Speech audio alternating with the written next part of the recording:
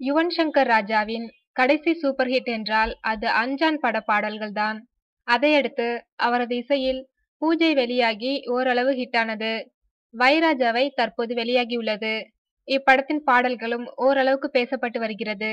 ஆனால் அடுத்தபடியாக மறுபடியும் அதிரடியான டியூன்களை கொடுக்க வேண்டுமென்று தனது கைவசம் உள்ள மாஸ், தரமணி, யாட்சன் போன்ற படங்களுக்கு தற்போது அதிரடியான இசையை கொடுத்து கொண்டிருக்கிறார் யுவன்.